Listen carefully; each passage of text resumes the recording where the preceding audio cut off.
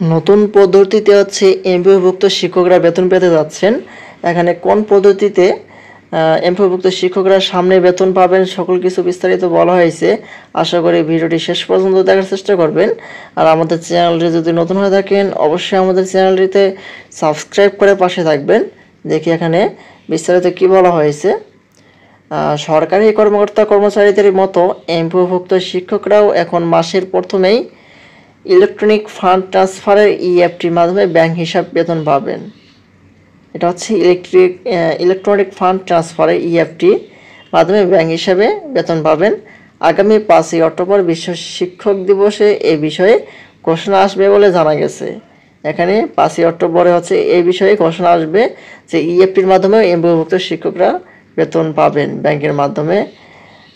তারপরে আবার বলা হয়েছে বৃহস্পতিবার 3 অক্টোবর শিক্ষা মন্ত্রণালয়ের মাধ্যমিক ও উচ্চশিক্ষা বিভাগের সিনিয়র সচিব ডক্টর শেখ আব্দুর রশিদ গণমাধ্যমকে তথ্য নিশ্চিত করেন।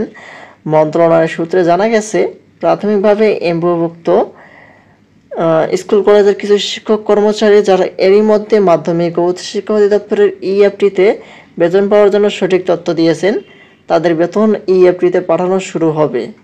ধীরে ধীরে অন্য শিক্ষক কর্মচারীদেরও এই প্রক্রিয়া অন্তর্ভুক্ত করা হবে। এখানে প্রাথমিক শিক্ষকদের মতো এখানে এমপিওভুক্ত শিক্ষকরাও ইএফটি ব্যাংকে আর কি বেতন ঢুকবে এভাবে বলা হয়েছে।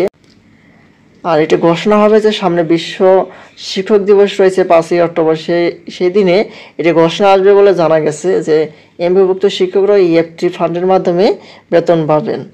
আজকের মতো এই পর্যন্ত সবাই ভালো থাকবেন, সুস্থ থাকবেন। এটি সম্পর্কে পরবর্তীতে নতুন কোনো আপডেট পেতে আমাদের চ্যানেলটিকে অবশ্যই সাবস্ক্রাইব করে পাশে থাকবেন। ধন্যবাদ সবাইকে। আসসালামু আলাইকুম।